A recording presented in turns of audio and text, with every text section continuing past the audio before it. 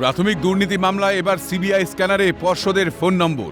হাইকোর্টে চাকরি বাতিল হওয়া এক শিক্ষক দাবি করেন, একটি অজ্ঞাত নম্বর থেকে ফোন করে তাকে পর্ষদের অফিসে গিয়ে নিয়োগপত্র সংগ্রহ করতে বলা হয়েছিল। খতিয়ে দেখতে বুধবারই সিবিআইকে তদন্তের নির্দেশ দিয়েছিলেন কলকাতা হাইকোর্টের বিচারপতি অভিজিৎ গঙ্গোপাধ্যায়। বৃহস্পতিবার সিবিআই জানায়, ওই নম্বরটি তৎকালীন নদিয়া জেলার প্রাথমিক শিক্ষা কাউন্সিলের চেয়ারম্যানের। এবার প্রাথমিক দুর্নীতি মামলায় সিবিআইয়ের প্রাথমিক তদন্তে উঠে এলো ফোনের মালিকের হদিশ। ফোন এসেছিল নদিয়া জেলার প্রাইমারি কাউন্সিলের চেয়ারম্যান রমাপ্রসাদ রায় চৌধুরীর কাছ থেকে। সিবিআই জানায়, ফোন গিয়েছিল পর্ষদের অফিস থেকেও।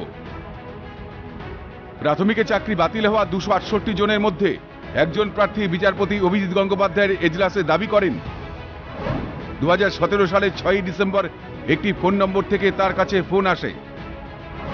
ফোনের অপর প্রান্ত থেকে বলা হয়, তিনি পর্ষদের অফিস থেকে বলছেন এবং তিনি যেন পর্ষদের সভাপতির সঙ্গে দেখা করে নিয়োগপত্র সংগ্রহ করেন। এই নম্বর খতিয়ে দেখতে বুধবারই তদন্তের জন্য সিবিআইকে নির্দেশ দেন বিচারপতি গঙ্গোপাধ্যায়।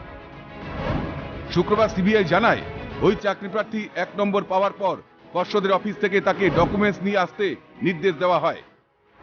কেন্দ্রীয় গোয়েন্দাদের পক্ষ থেকে আদালতে জানানো হয়, ওই চাকরিপ্রার্থীকে ডকুমেন্টস ভেরিফিকেশনের জন্য 27 নভেম্বর 2017 সালে ডাকে পর্ষদ। ওই দিন ইন্টারভিউ হয়।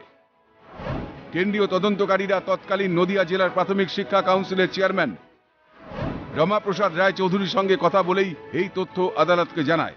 2 সপ্তাহ পর এই বিষয়ে রিপোর্ট দিতে নির্দেশ সিবিআইকে। Abhirup Hazra report, Calcutta news.